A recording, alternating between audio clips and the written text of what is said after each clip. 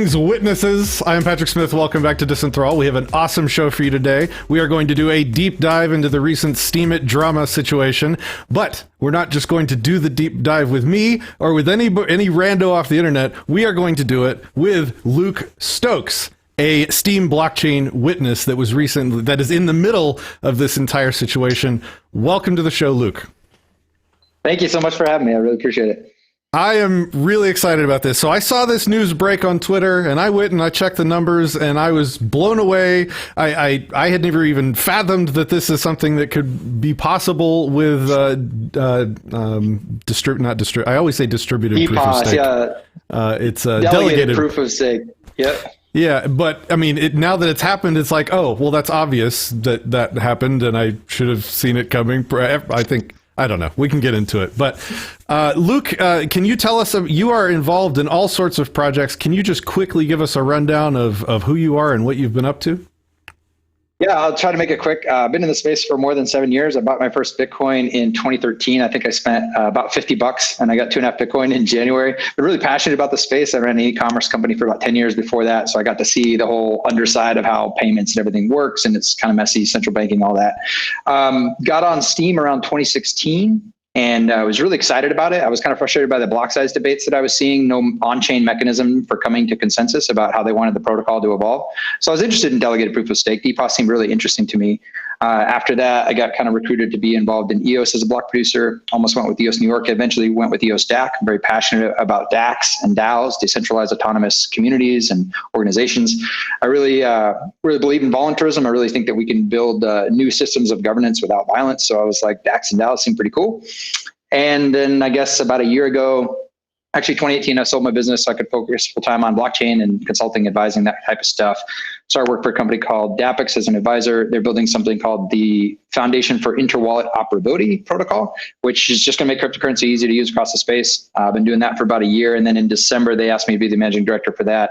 I live here in Puerto Rico with my wife and 3 kids. I met Brock Pierce somewhere in the last year. And for the last 6 months, he and I have been working together on something called the EOS Foundation, which he asked me to step in as executive director for that. Still kind of an idea format.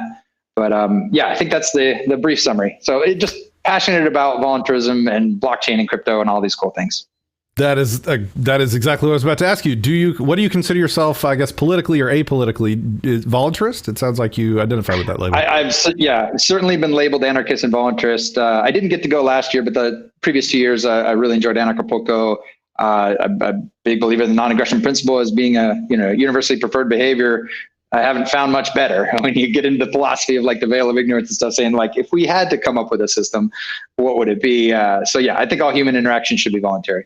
I am so excited by the sheer quantity of people I see leading in these freedom and liberty related technologies that I interview and find out that they are actually voluntarists. Like we just published an interview with the library CEO who's a voluntarist, and man, nice. he is on point with privacy. He's on point with uncensorability and free speech. Like then there's the Float social media, and the CEO of that is on point, like voluntarist all the way. Like this technology is coming, and it's being led by the right people. It's like the best possible situation for the future of the world. I'm so excited.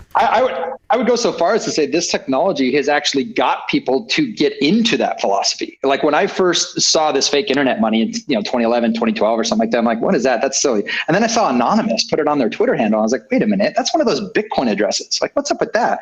They're not stupid. Maybe I don't support everything they do, but they're pretty sharp, smart people. So I started looking into it, and I was like, holy moly, this is like money without government. Can you do that? Can you actually have money without a government behind it? And then I started thinking about, well, what else can I have without a government behind it? They're a monopoly on violence in a geographic region, right? And so I thinking about, you could have law without government. You could have, court systems without government. Holy moly. And, it really got me excited. I think money is the core motivational psychology driver of why we, leave our wife and kids and go work. And if you can do that without government, you can do anything. Yeah, I think most people never even think about having access to a currency that isn't controllable. And so now that it exists, it causes people to think outside that paradigm, which is brilliant. And the right people are in charge, so this is awesome. So I think we had talked about you wanting me to point out before we go any farther down the Steemit story, because we're going to go as deep as we possibly can into this. I want to point out two things. Number one, this episode is not going to be for the people that have no idea what crypto is. It's not going to be for people that have absolutely no idea what a blockchain is or how this stuff works. It's not going to be for the bare metal experts either. We're going to try and focus on a sweet spot in there, so bear with us. But it's going to talk about a specific type of architecture for a blockchain technology called delegated proof of stake, which is in contrast to something like Bitcoin's proof of work architecture. So we can get into that briefly, but I don't want to do a super deep dive into any parts of the technology that aren't germane to the drama that's happening with the Steemit or with the Steem blockchain. And the second thing that we should point out is that one person, even though he is a witness or for the Steem blockchain, or has been recently until the drama happened, one person does not represent Steem. So this is one of many people that kind of filter in and out of the top elected positions that are called witnesses. But short of having a concurrent voice phone call with 20 people live on the air with me right now, this is about as good as anybody on the internet is going to get. This is somebody that is right in the middle of the situation. So I want to thank Luke for speaking up and coming on the show to talk about it. And I hope the audience knows what a treat that we're going to give them today on this. So again, thank you, Luke, for stepping up. Again, thanks for having me. I really appreciate being here. I think this is an important thing happening right now. This whole Steemit and Tron drama and the Steem blockchain and the community involved, this could potentially be part of the evolution of human governance that eventually replaces government, which is an inherently violent system. So it's we got to get this right, and we have to let evolution happen. And that means things are going to grow, things are going to die, things are going to fork, things are going to change, and we get to be right in the middle of it as it's happening. It's pretty historic, exciting stuff. Yeah, absolutely. Good to see you, Wilma. Good to see you, Daniel. Welcome to the chat. Daryl, that is not topical for this episode, so we'll get to that later. Okay, and we will be taking, your questions throughout the show if you have anything. I will say, let me pop this up for you. You can do YouTube Super Chat, but Google gets 30% of whatever you donate. So if you want to feed Google, be my guest, I guess. I'm not going to tell you no. But if you'd like to have a Super Chat or donate to the show, please consider using the Streamlabs link at the top of the screen right now, streamlabs.com/disenthrallme. You'll be able to basically use PayPal to do the exact same thing, and we get almost all of that as a donation. So just wanted to, I'll leave that up for a little while for anybody interested in doing that. The last clerical thing I'll say before we get started is I am watching the stream over on Float, but it doesn't seem to be very stable right now. So if you are texting or chatting there or super chatting there, I might not see it. So if you want to be involved in chat, unfortunately, you probably need to check out the other platforms for today. Okay. All that crap out of the way, let's get into this. So let's begin with the mid-level basics. Steemit is a publishing platform for content creators to use to publish articles, some images, things like that. Disenthrall has been on Steemit for quite some time. Let's see here, since 2016, Disenthrall's been over there. We have a I guess mid-level. I don't know what's 60 in terms of reputation. Is that mid-level or upper or lower tier? What is that? I think that's pretty good. I should mention the reputation system's kind of bogus, but it's a fun number. I have made episodes critical of that system in the past, but yeah, that's interesting. And honestly, it was really strange that the day before this drama broke, I was talking to my producer and being like, we don't really make anything. We don't get a lot of views on Steemit anymore. I'm a little worried about the platform. We were even talking about maybe not publishing to it anymore. And then this all happened. So maybe as we go through this, we can you can talk to me as a user and, I don't know, advocate for Steemit or not. I don't know what are you bullish or bearish on Steemit right now? As a platform? Well, I would, and this is great. Let's actually separate this out. For Steemit, completely bearish. It's a joke. It's owned by, someone who doesn't even understand the technology, in my opinion. Steem, however, the blockchain, and by that I mean busy.org, steampeak.com, esteem.app, all the other beautiful interfaces that are not steemit.com for interfacing with the Steem blockchain. Very excited about it. I mean, this to me, again, is the evolution of governance for human species in some ways. And it's like, this is the cauldron where it's all happening. And so whether or not the token's going to be valuable, I have no idea. Whether or not, where it's going to be in the future, I have no idea. But for me, it's still my home on the internet. It's my home on the blockchain. I'm at Luke Stokes on Steem, the Steem blockchain.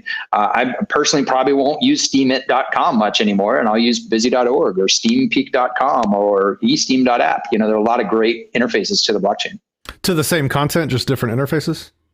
Exactly. Yep. Because the content is actually stored on a blockchain. It's really beautiful. It can't be censored, can't be stopped. Even if they take down Steemit.com or Steemit.com decides, that's not appropriate, you can't criticize our government, you can view it from other interfaces, which is beautiful. Okay. I had no idea, actually. Give me the main one. Can I just type in a different .com? Type in, check out Steempeak. So STEEMPEAK.com, Steempeak.com. And you'll see you've got your whole setup right there. Holy crap. Look, there's Disenthrall. Okay, cool. And you can do the same thing, busy.org, esteem.app, all great interfaces. And there's even more. I mean, I'm just giving a shout out to the main ones, but there are many others like Steem, PalNet, Steem Leo, many others. Okay, cool. All right. So let's see, Melissa, we'll talk about hard forks about halfway through this video. So I don't want to ask all the questions up front. We're going to try and tell the narrative and kind of go through it as it happened. And so when we get to that point, we can definitely talk about the forks. Okay, let's just get into it now. So Steemit's a content publishing platform. So it's a blockchain based on delegated proof of stake. Let's just define that really quickly. So proof of work for Bitcoin, a bunch of computers do a lot of work to secure the blockchain. Each block is created. Whoever does, generates the right random number in the moment wins the next block, and that's how the blocks are secured. Can you give us a quick run through on delegated proof of stake? Delegated proof of stake is essentially a mechanism where if you own tokens on that network, you can stake them into a contract that kind of locks them up for a period of time. And then you get to vote for who you want the validators to be, the block producers. On Steem, they call them witnesses. On EOS, they call them block producers. But it essentially means those with the most skin in the game, those who most invested the most money into the coin itself, get to decide who defines the protocol. And proof of work is generally 51%. As long as you can trust 51% of those validators to be honest actors, then you can trust 100% of the outcome. In delegated proof of stake, it's 2/3 plus 1. So you have 20, in the case of Steem, you have 20 top elected, and then the 21st gets rotated in by all the backups. And out of those 21, 2/3 plus 1 is going to define the protocol. So if a bunch of people say, hey, we want to change this, we want to increase inflation, or we want to decrease inflation, or whatever we want to do, there's a mechanism on chain for token holders to actually vote and say, this witness is going to go this direction. This witness is going to go this direction. I support this direction instead. I'm going to take my stake and vote for that. So it has some really interesting characteristics to it, but it also can lead to plutocracy, right? It can lead to a centralization of, wow, there's only 21 validators in any given moment. That maybe doesn't seem like as many computers you have on the Bitcoin network, for example. But Bitcoin network has other problems like we were talking about earlier with the inability to come to consensus on chain about the protocol itself. There's arguments about GitHub repo access. There's arguments about, who's funding the developers and how are they going to decide what the protocol is going. I mean, SegWit and all these other examples where they kind of like push some things through. And at you have user issued hard forks and soft forks, all these other things that proof of work that make that challenging. So I think all of these protocols have challenges. There's none of them are perfect, but I like that delegated proof of stake has a mechanism to actually decide about the protocol using the protocol. And when it says when the witnesses get to decide the future, are we talking about actual code changes to the software, or what are we talking about when they're making these voting decisions? Exactly that. Yeah. So so there's a couple layers of voting, actually 3 layers. So you have one layer of voting. If you're a token holder, you can just vote for your top 30 witnesses that you like, or you can vote with a proxy. So you just pick someone like Luke Stokes is, I think I checked recently, I think I'm like the 10th biggest proxy on Steem right now. You could take your tokens and say, hey, whoever that person votes for, I trust them. They'll go ahead and make a good decision on the governance side of things. And then the third layer is the actual elected witnesses themselves. So they actually run software on a server with a backup and other servers as well. And that software, together with the 2/3 plus 1 mechanism, defines the actual definition of the protocol. So if a bunch of people get together and say, we want to make a change, they just basically run new software, and everyone who keeps them in consensus gets to agree with that. And so that we can get into that a little more when we talk about the difference between a soft fork and a hard fork, when you make a change to that software that you're running and how it actually changes the definition of the protocol itself. Fascinating. Okay. So the next thing is witnesses. You kind of already defined what they are. They're elected by anybody that holds the tokens that are in a state called powered up, correct? Can you quickly define that? Sure. It's a little confusing, but there's like 3 tokens on the Steem blockchain. And I saw a comment, someone said, wow, Steemit is dead. Oh, no. Steemit is just one interface. The Steem blockchain is certainly not dead.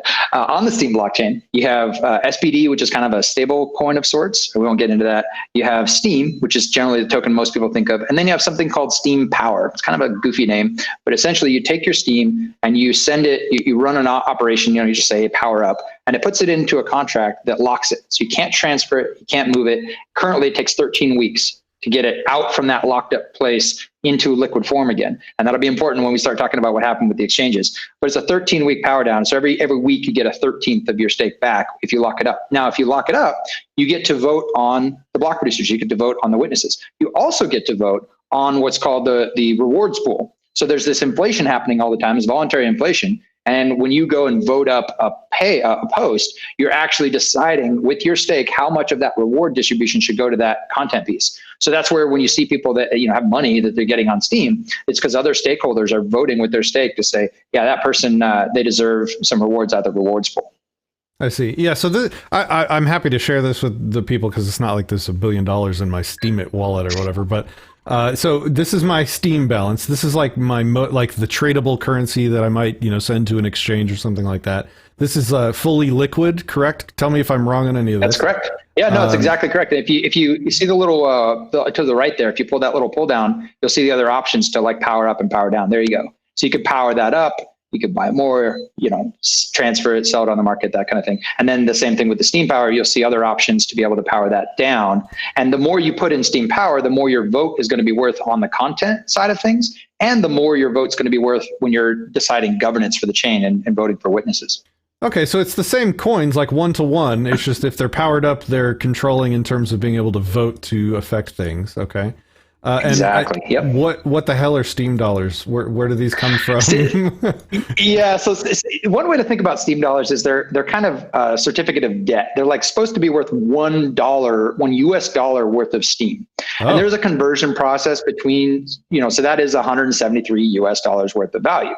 Now you can, whether or not that peg is actually secure is a whole long conversation because that has fluctuated quite a bit over the almost 4 years now that Steem's been around. But that's its intention. The idea would be we get this big platform, we get a lot of people using this new voluntary currency, and then you could actually have an ecosystem, a marketplace. Dan Lerner has a really great post about that that's worth reading. But it just whether or not it'll take off, we'll see. Some people think it should just go away because it's confusing, but we'll see. So does about 300 Steem Power affect anything, or is that like a tiny, like nothing? Not much. Yeah, not much. Okay, got it. I mean, you can see on your account, you had $173 in SPD, and you had, I think, a total value of $230. So you had about $60, $50-$60 worth of vote weight. I mean, you can watch it. You can upvote something and see if it changes. If it goes from 1 penny to 2 pennies or something like that. It's kind of fun.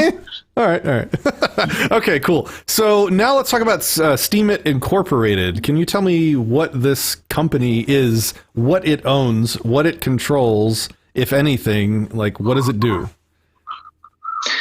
And that's, well, to get into Steemit, I kind of have to go all the way back a little bit to the origin story of the Steem blockchain. It's very contentious if you see like people like Tone Bays and others that really like to rip into this, and for a lot of good reasons.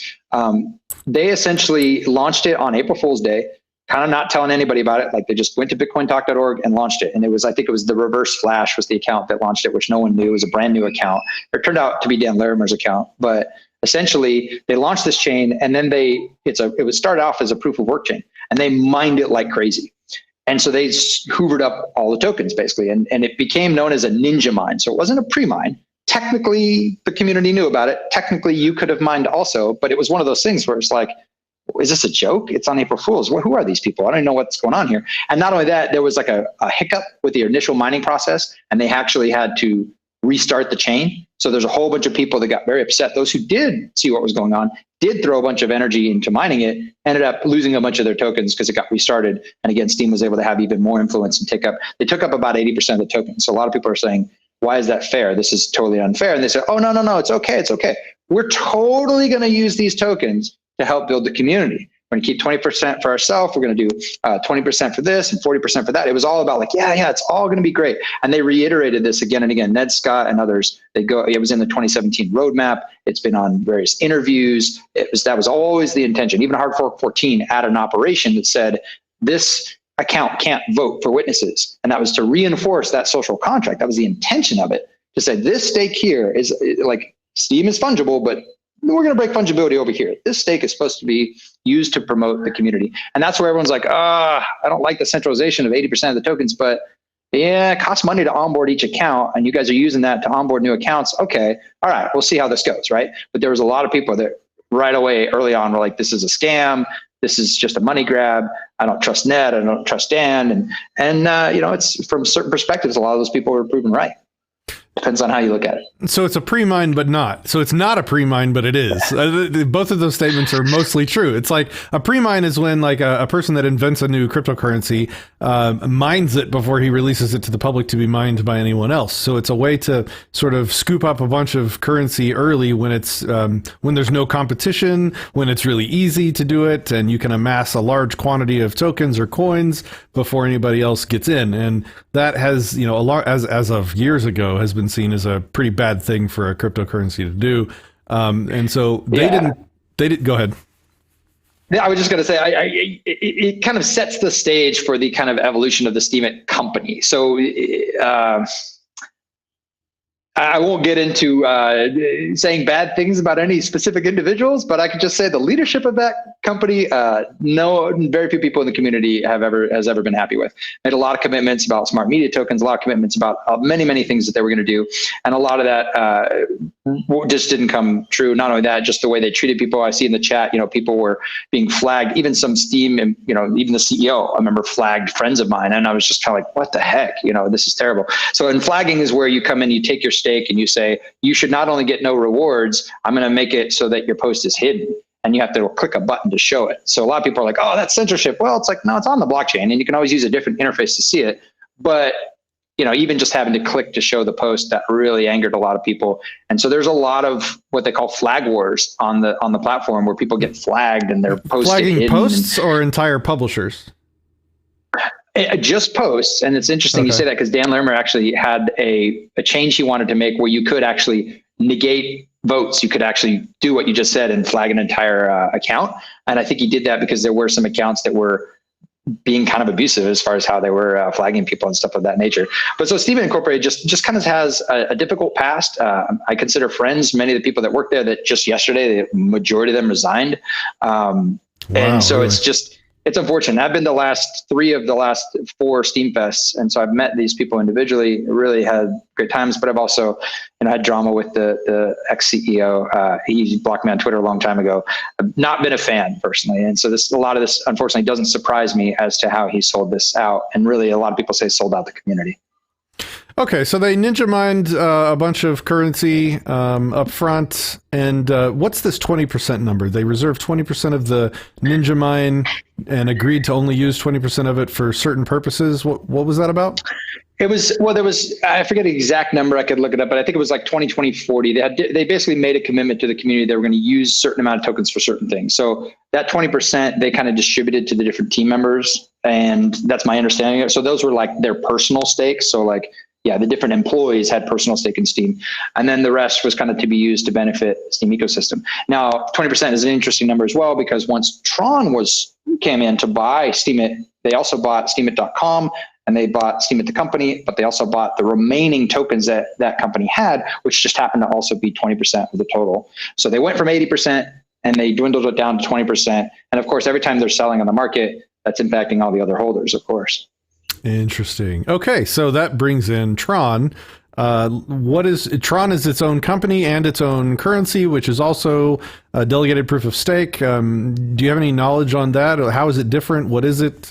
What's its unique? I guess what do you call it? Market differentiator. Yeah, it's a good question. I'm not as familiar with the technical underpinnings of it. I know EOS fairly well, but I would say it's probably kind of you could see it as a competitor to EOS potentially. It's a high performant delegated proof of stake chain. that some will say, is just a bunch of gaming apps. There's a bunch of fake, transaction volume. These are some of the criticisms of it. And then other people say, it's great, it's wonderful, and they love Justin Sun. They love his marketing ability and how he promotes it. It has a very checkered, colorful past as well. So it's really kind of interesting where people are going, oh my gosh, can I use the term shitcoin? Is that okay, or we have to get a PG rating for that? Oh no, but the idea that say whatever you want. The idea that here's two companies, two blockchains that have a pretty checkered past, and now they're coming together. You got Justin Sun, who's just shilling stuff off, buy my shitcoin, he said at Satoshi Roundtable. I mean, I was there at that event as well. It's hilarious to see that video. And then you've got the Steemit, Ned deal. And then there's a whole bunch of people that have long frustrations with Dan all the way back to proto shares and bit shares and everything before that. So it's just it's drama. The space has drama. It does have a lot of drama. So just summing up again. So Tron is a different cryptocurrency in the vein of EOS. It is owned by, or I guess CEO'd by a guy named Justin Sun, who has some drama. I guess I can say it about literally everyone that we talk about here. Yeah. Let's see. And so what kind of kicked this whole thing off, I believe, correct me if I'm wrong, was the Tron company, led by Justin Sun, purchased Steemit Corporation. Is that the case? Yeah, the Tron, I think it's called the Tron Foundation. They bought Steemit Incorporated with no discussion at all with the community. It was just by the way, we own it now. We're the new kids in town. And not only that, we're going to post from the foundation website about how we're going to transfer all the old Steem tokens to the new Steem Tron tokens. We're going to move all the apps to the Tron blockchain. Even the employees of Steemit didn't know this. I've talked to some of them. Everyone was caught off guard and surprised. So the intent was actually really to shocking. sort of strip mine Steemit and get everybody moved to Tron? Or Steem? Was that That was certainly the way it was interpreted by the way it was published and things. And not only that, Poloniex, which is an exchange that Justin Sun basically owns, put out a support post right away that said, oh yeah, soon we're going to support the Steem to Steemtron exchange transfer. And we're just like, what the frick? You're basically attacking our property by Justin saying Sun we're going to owns... invalidate. Sorry, go ahead. Poloniex, yeah, the exchange. He also owns, I think he also bought up BitTorrent as well. He's a great businessman, great marketer. I mean, but no. Now he's on my shit list. I cannot stand Poloniex. Poloniex has screwed me so many times. They have the worst support in the history of ever. They do. No, I have a post where I had three. They force traded lock up in Poloniex. They force traded me out of all of my cryptos that I had in my account because I guess they went negative on United States people. They force traded all my crypto to this US dollar linked token. I have two posts. You can Google Poloniex, Luke Stokes, and Steem, and you'll get two posts of mine where they basically locked up 3,000 of my Steem, and it took me months and months. I finally had to find someone on Twitter that worked for them and start talking to them on Twitter. And then all of a sudden, the very next day, it's like, oh yeah, your funds are released. Oh yeah, definitely drama there as well. So my intention was to play devil's advocate in this show, but that just got really fucking hard. I just want to say, okay, not happy with Justin Sun or Poloniex. Anyway, okay, so so Tron Corp bought Steemit Corp, and the witnesses were concerned. Why were the witnesses concerned? And this is a great thing to discuss. So a year ago, the community at Steem was so completely frustrated with the Steemit Incorporated leadership, they were this close to literally forking out their stake. They're like, look, this stake was supposed to be used this way. They essentially looked at it as like a shared collaborative commons, like, hey, we all own it. This is, we invested in this token with this belief. And they were this close to forking out that stake. I was a witness at the time and I didn't support it. And I published why. I thought that was a violation of property rights. So basically somebody owned the private key that represented that value. And if we were to just remove that value, that would be, in some perspectives, an act of violence against them. You know, the property is them, ownership of themselves in the past from a certain perspective. So then fast forward a year ahead, when this got sold, that same thought is, oh no, he's going to do the same thing. He's going to use all this stake to just change all the witnesses, change the protocol, and force us essentially to move to the Tron blockchain. And the property holders, the stakeholders, and the app developers and other witnesses were like, you all need to do something. You actually need to protect our property. This is why we're electing you. And then on top of that, that same week, Tron Justin Sun specifically, the Tron Foundation voted with Tron stake that was almost the exact same category. It was stake that was told to the community, we will not use this stake for governance, and then they did. And that's a CoinDesk article you could check out. I think it was CoinDesk, and people were pretty upset about that. So we're like, okay, he just did it this week. He just bought it without any kind of concern for the community whatsoever. And they made the mistake of conflating Steemit with Steem. They would say things like the Steemit blockchain, and then we're like, whoa, no. Steem blockchain, which we as the community control, and Steemit, which you have a website about, and there's many other interfaces. That's just one of them, right? So it was a very difficult decision, and we got together and said, it was about 40, 50 of the main stakeholders and witnesses and app developers kind of started at Telegram and then went here and there and everywhere and to Slack and other places and kind of said, okay, we came together, started talking about this, going, this is an existential threat to the blockchain. That was the consensus that eventually emerged. And I see now why it's important to you that I don't call it the Steemit blockchain, because Steemit is a website that accesses the Steem blockchain, and Steemit is owned by that corporation that's in the middle of all this drama, and there's other websites that also access the Steem blockchain. So I understand now why that distinction is important. Okay, good. I didn't understand that before. I mean, if anyone gets anything from this podcast, if they just get that Steem is not Steemit, and Steem is a blockchain and a currency and an amazing community, and Steemit is kind of a centralized thing that we've not been happy with for quite some time, and respect to the employees there. I mean, again, I call them my friends, and a lot of them resigned just recently because of over all this, super respect for them. But it's, it's an amazing community. It's an incredible platform. It's one of the few blockchain projects in the space that I would say is actually doing what it said it was going to do. It's actually functional and it works, and you can blog on it, which is kind of neat. Okay. Yeah, I think that is definitely clear. I appreciate you teaching me about that. That's really cool. Okay. Good to know. So we did that. We tested this code. It was probably the most active testnet our community has ever had as witnesses. Like, a lot of people got engaged. A lot of people were up to speed what was going on. And we said, okay, we're going to do this. We set a time for it. We're going to do it Sunday night. Hang on. You're going at like 100 miles an hour. I'm still back at witnesses were concerned. So, okay. So witnesses were concerned because they had a past history of the people in Tron doing the exact thing that the people were worried about Steemit doing with this pre-Ninja Mine. Got it. Okay, so people wanted witnesses to do something about that, and so the witnesses got together and they voted to freeze this Ninja Mined coin block that was, I guess, owned. I'm going to put that in quotes. Maybe we can talk about ownership of cryptocurrency later. Owned by the Steemit Corporation. So I understand voting. I understand, the Ninja Mine thing, but I don't understand the technology behind how do you lock down someone else's crypto. I want to talk about it technically first. Let's briefly go into like forking, soft fork, hard fork, how that was done, what those things mean. And then after that, let's get into the why it was done. Yeah, very cool. So as we were talking it through, we were thinking, okay, there's a difference between a soft fork and a hard fork. When you change the protocol, you like we talked about earlier, you need 2/3 plus 1 to agree of the elected active witnesses in order to do that.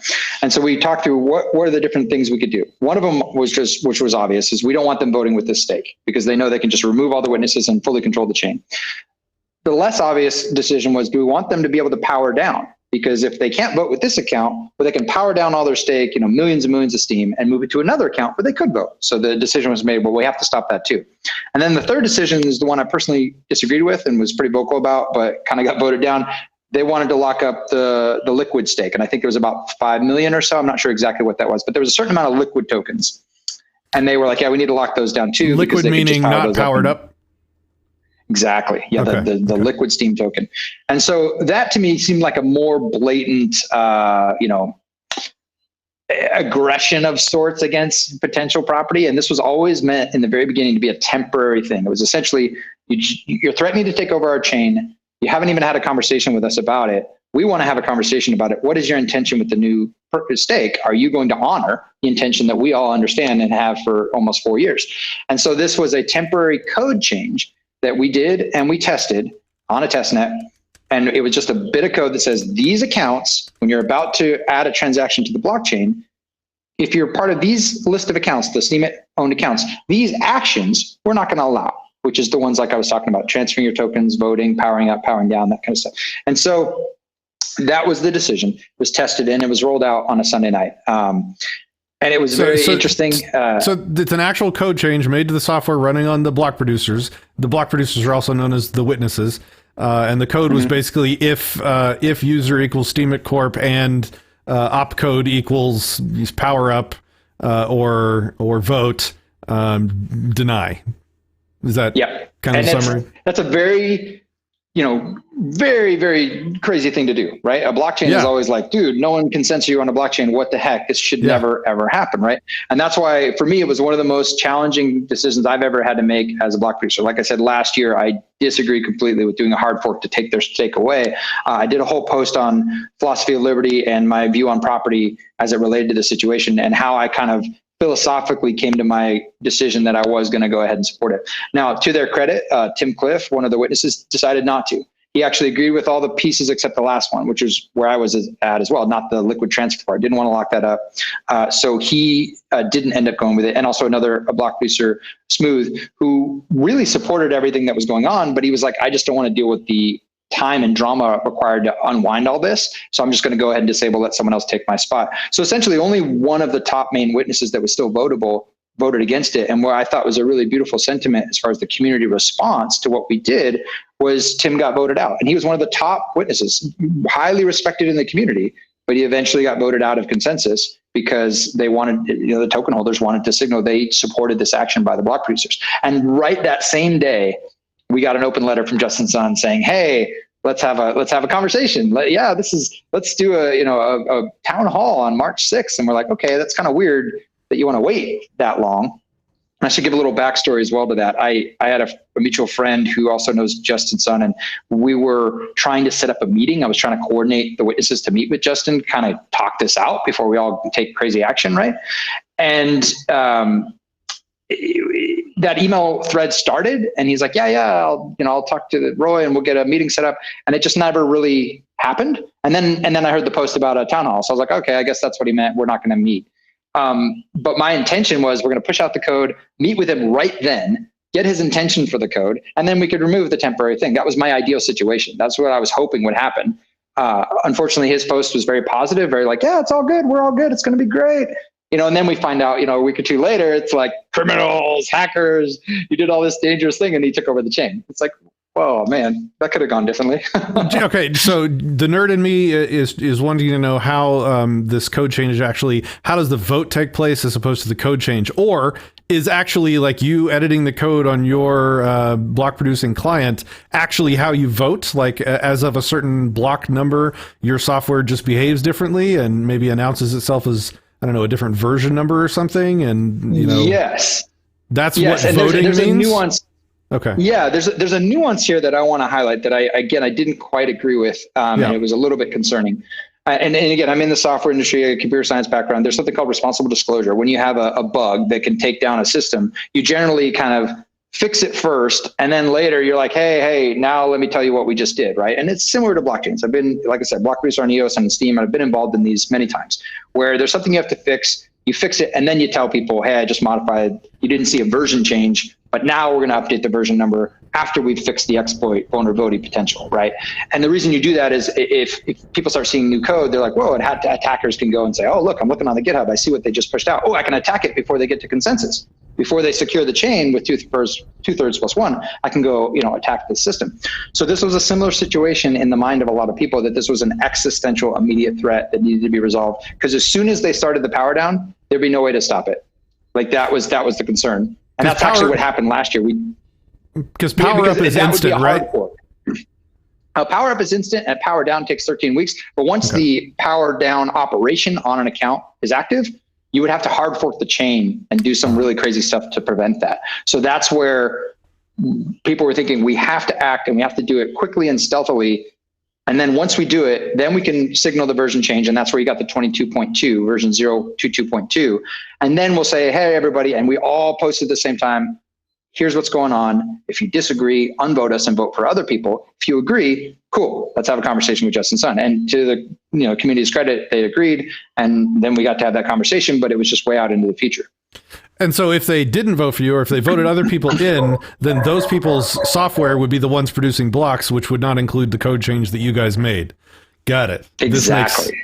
This makes sense. And so And all the code did was saying, hey, this transaction's going to be rejected or not. So for example, let's say, let's say we got voted in, but maybe only 5 people got voted in that wanted to make the change. And everyone else is like, no, this is dumb. Don't do this. And then let's say Justin was like, yeah, I want to power down or transfer tokens. What would happen is because 2/3 + 1 said it's okay, they would say that's okay. And these 5 block producers would be like, nah, it's not okay. We have code that says it's not okay. And they would reject it, but then they would be on a fork. So if you're familiar with how blockchains work, you have 2 different versions of truth. The longest chain is going to win. So these guys are going to be out there on their own blockchain, and eventually it's going to be like, dude, you're not even the real thing anymore. And their stuff's going to get rejected, whereas this one's going to continue forward. And the way it was done in such a way that the only thing that wouldn't be included was those transactions that we didn't want to have happen, right? So it was very well tested to make sure it wasn't going to cause any problems. So, and again, it's let me break it down a little bit between soft fork and hard fork. Because we just had a question from Liberty After Dark asks, can someone define hard fork for me, just totally locking down the chain, question mark? Yeah. Yeah, no, that's a great question. So a hard forking change, you can think of it as a non-compatible, backward compatible change. So if you make a change to you hard fork a blockchain, if you've got an exchange, for example, that's running that software, it just breaks. It stops working. If they don't upgrade the software, it stops working. So it's really important that you limit the number of hard forks that you do. Most chains avoid them completely. Steem has actually done 22 of them. And because we have that on-chain mechanism for voting, we can actually do that. Like, for example, hard fork 17 got rejected by the community. They're like, we don't like those changes. We're not voting for producers who want to do that until it was fixed a bit. So a hard fork is something that unless everybody in the ecosystem agrees, you're going to get people that their stuff just breaks. A soft fork is a change that you can make. And as long as you have the consensus witnesses, it does actually update the way the chain is working, but it does so in such a way that if someone's running the old software, especially like on an exchange, it's going to be fine. It's not going to break them. They don't have to upgrade. They can just keep moving right along and they'll be fine. Okay. Jim Jesus, thanks for the $2. It can be a good thing to do is to be a part. Thank you for the question. I'll have to get back to you on that one. All right. Jim Jesus loves to mess with my live streams, but he always does it with money, so I can't really turn him down. Okay. So, I would say it's a good thing to be involved. Get involved, yeah. If anybody else wants to mess with my stream with money, go right ahead. So, okay, so you guys made a code change. It happened. You restricted the Steemit Corp's, I guess, Ninja Mind bankroll. And then, which is now, was that after Tron purchased the Steemit Corp or before? Yes, absolutely. So that you could even say it's now the Tron Justin Sun bankroll, and that would be accurate. Okay, so you locked up Justin's wallet, so to speak, and then Justin was having none of that apparently. And this is what was the breaking news, right? Well, again, sorry, go ahead. The funny thing is, his initial post was like, "Oh, kumbaya, it's all good." Like he said a little comment about we were surprised to see a soft fork, but everything else completely positive. And maybe that's a cultural thing, where you just didn't want to come out and say like, no, I'm really upset. But we all took that to be like, oh, okay, cool. Yeah. Town hall meeting. We're all going to talk it out. It's going to be great. It's going to be a mutually beneficial thing. It seems like they understand what we're doing here. And then so that's why it caught us so off guard when they took over the chain. And that's what I was about to say. So an unprecedented in all of blockchain history, basically what happened, and I'll give the headline and you can maybe go in depth on it, is that Justin Sun effectively, and I don't know if he incentivized, or I don't know if collusion is the actual right term to use for this, but maybe I would say Justin Sun or Tron colluded with some major exchanges, Binance, Poloniex, and Huobi, I think is how you say it. I could be wrong. And using their depositors' money. So think of the exchanges like banks, and you deposit your cash into the bank, and the bank now has a lot of money sitting in their vault. Except on technologies like Steem, you can then use money. You affect the chain using money that you own. So you have these massive banks using their vault containing other people's crypto. They use this crypto to affect the chain, and they effectively voted out all. Here, I have this pulled up here.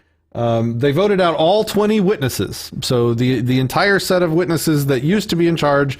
This is actually not the right one. I had the screenshot on Facebook. I'll pull it up, but I don't. It probably doesn't matter for me to actually show it. But the top 20 people. Those red ones were just bumped it. They're all sock puppets. They're basically controlled by one individual person. There's no decentralization. Those 20 red ones just got bumped in the top 20 positions. What you're seeing is today is actually kind of interesting in that the community is fighting back, and they've actually voted in some of the original witnesses.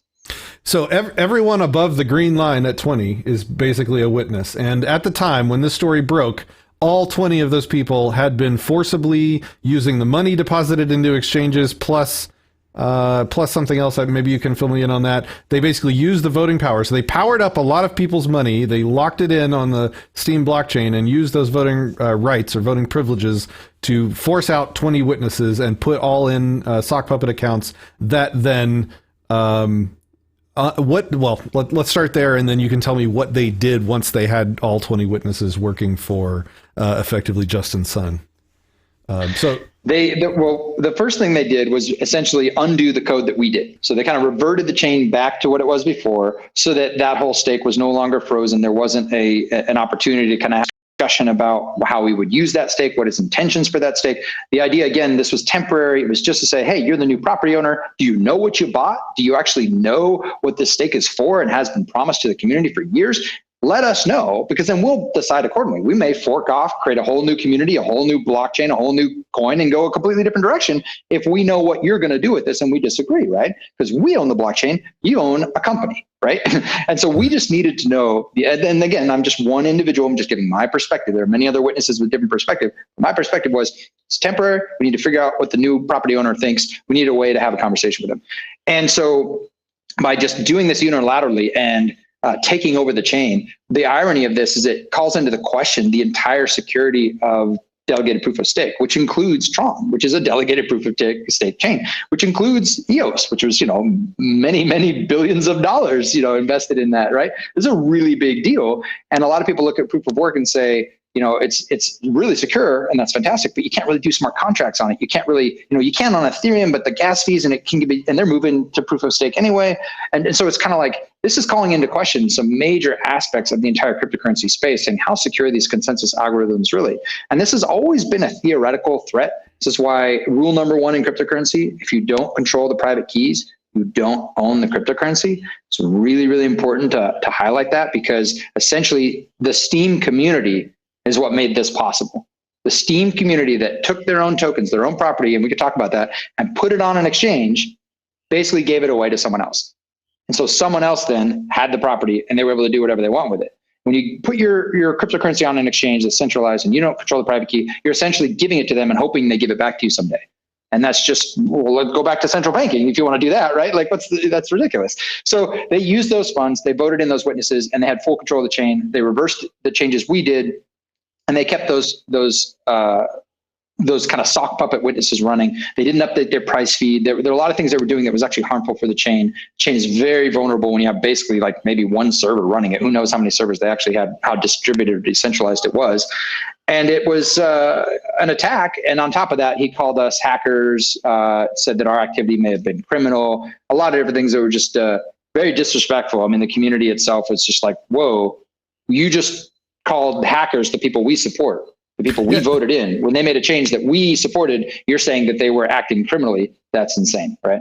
And we'll read his tweets in a second. We have some good questions in here, and I think this is a good part in a point in the conversation to actually talk about DPOS as a potentially now flawed architecture for distributing trust. Like the whole point, well, not the whole point, but a big point of cryptocurrencies is distributing trust, and delegated proof of stake doesn't distribute trust to everyone that owns the currency. They distribute, correct me if I'm wrong, you can respond, please respond. It distributes trust to 20 people. And 20 people are a lot easier, I guess, to take over and monopolize than everyone, right? And so, well, that is the argument, and I've been in this space for a while. I've watched this space evolve a bit, and I think another interesting argument that's worth bringing up is that in proof of work you have these centralized mining farms, and in some cases maybe 2 or 3 that hold control of the entire hashing power for the chain, and sometimes those are all located in one location, like China, and that's like government controlled power and electricity. So I can remember actually, for example, there was a mining farm that got really close to 51%, and people are like, "Holy frick!" Like, this is bad. This means literally one entity can just take all that hashing power and do bad things with it.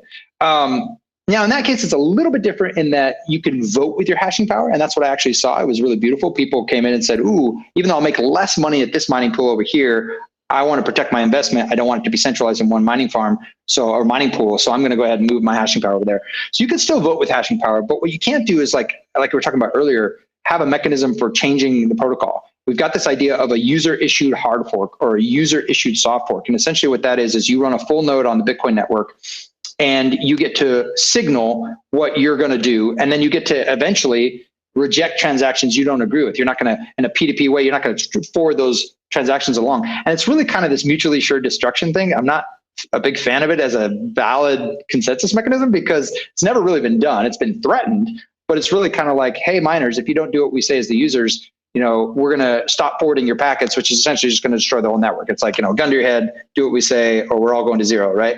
And there's user-issued hard forks, user-issued soft forks. And when I go to conferences and I speak and stuff, and I'll say, hey, raise your hand if you run a full Bitcoin node, there's like maybe one hand, maybe two. Like nobody runs a full node. So it's not a very distributed governance process either, as far as individuals letting their intention be known. So there are problems with proof of work as well. There are centralization concerns with proof of work as well. One of the comments here says, hey, there's issues with all of these and they have no real security. I don't know if I go that far. Again, we're taking back the Steem chain right now in less than a day, which is kind of amazing. But, there are concerns for sure. Yeah, and so I was just going to point out a couple of the comments. When I posted the breaking news, this was the screenshot I was talking about that showed very clearly the top 20 people had basically been sock puppeted in to the top 20 witnesses. This was when the kind of news broke. I screenshotted that in the moment. One of the comments that I get is, I don't even call proof of stake a blockchain. It's just a stupid fast Excel spreadsheet. But there's a lot of valid concern there. Like when I was working with EOS, one of the top complaints was that EOS is just AWS with a token. Like they were like, what's the point? This is a joke. It's just a centralized database. And I did I think about an 8 or 9 tweet thread on that and explaining why I don't think that was completely valid because Amazon Web Services, they can change anything they want and you have zero say in it whatsoever. They could just completely change how they do things and you have no choice but to go along with it. And my perspective on delegate proof of stake, those with the most skin in the game can actually, as we saw demonstrated, change the protocol and move things around. So it's, Excel, you'd have to trust whoever builds the Excel thing, right? In this case, you get to trust the people you choose to run the software you want. And that's the idea behind it. Now, does it have concerns? Absolutely. And those were demonstrated this week for sure. And it's a great defense that you pointed out that there was that almost 51% problem with Bitcoin too, which is proof of work. So both systems have vulnerabilities, and the Steem blockchain has just surfaced one of them. And one of our comments saying, as this becomes more and more of a problem, David Bigley says, people will learn just not to keep DPOS tokens on exchanges because it gives the exchanges power over the entire chain, which is it sounds like a pretty good sort of it sounds like one of those OPSEC things that's the normies are never going to follow, so that might not be a good solution. I don't know. I think normies are still going to... You're exactly right. It's like we'll do that and we'll have unicorns and rainbow puppies and it's going to be awesome. It's like I remember Mt. Gox. I had friends of mine that lost a lot of Bitcoin on Mt. Gox, and I was like, get off Mt. Gox, get off Mount. You guys are crazy. Get off Mt. Gox. And they lost their Bitcoin because they didn't listen, right? So it's one of those. It's like, sure, I'd love decentralized exchanges. I'd love to, cross atomic swaps, cross chain atomic swaps. I'd love to not deal with these centralized entities. Whenever you introduce a centralized entity in a decentralized governance system, you're introducing a cancer. It's eventually going to grow and kill you if you don't do something about it. So there are compromises, though. There's a potential, like that operation I was talking about, to disable voting rights. EOS doesn't really have something like that, but it's definitely been discussed. Steem does have it. So there'd be a way you could get these exchanges to voluntarily say, hey, our stake is going to be unvotable. And then maybe you could have another thing I talked about. I did a video in my car this morning, and I was talking about the idea of some kind of, and it's been discussed by some smarter people than me, but the idea that you could kind of give like a cool down time for recently transferred tokens or recently powered up tokens or newly created accounts. So that way you couldn't have what we had here, where it was just like a whole bunch of Steem got moved and all of a sudden a whole bunch of new witnesses. Instead, it would be like, we could notice a whole bunch of Steem got moved. We could see, hey, something's about to happen. And then we could actually kind of see eventually that voting influence increase. And we give people time to respond as opposed to a hostile takeover. Okay. So basically after, I guess, Justin Sun did the takeover, and at the time when I posted about it, I called it a hostile takeover. I think if at the end of the show, if we have time, maybe we can go back and forth on property rights. What is property as it relates to crypto? Because I think the ethics of all of that hinge on that discussion. But I want to get through what happened first. So Justin Sun then put out this series of tweets, which I will quickly read through. It has some Orwellian renaming in it, and I'm sitting here trying to play devil's advocate a little bit and stick up for what happened, but this makes it very difficult to do so. So Justin tweets, Steem has successfully defeated the hackers and all funds are super #Seifu. Steem network and Steemit community is now stronger than ever since we united a blockchain. Interesting. Probably don't want to use united. That's also centralization, right? It's an unfortunate term.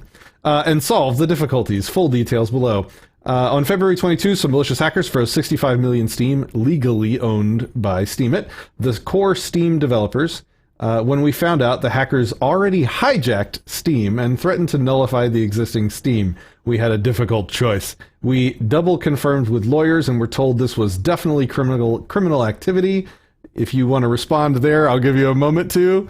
Well, yeah, I was just going to say, threatened to nullify the existing Steem. I have no recollection of anyone ever doing that at all, and I have no idea where that came from. It was kind of like no one would ever do that. We would be invalidating our own value if we. And this is like, again, a year ago, we didn't fork out the Steem stake. We weren't going to do that. At least I wasn't going to vote for that. And as far as it being illegal, we have other opinions, other people talking to lawyers that they think that him even buying this from Ned without doing due diligence and understanding what he bought was essentially potentially fraud. And that's between him and Ned to work out. I'm not going to comment on that. I'm not a lawyer either, but that's another thing to consider. So you froze over $10 million worth of Steem and threatened to destroy the assets. The risk of nullifying the Steem network puts every Steem holder's interest in danger. Such actions are against every aspect of the core value of humanity. And it's a little hyperbolic. And decentralization and sanctity of private property. We need to act immediately to safeguard the Steem blockchain and ecosystem when we still had the chance. We knew it would be a complicated process since we needed to control the network for a short period of time. That's what the government says. Coming soon, you're going to hear on the news, well, the coronavirus, controlling the spread of it is really complicated. So we needed to, put the country into, some kind of lockdown, and, for a short period of time, just until we can get things under control. I guess he doesn't hear himself, but we had no choice. Also a famous line of tyrants, but I had no choice. I had to control everyone.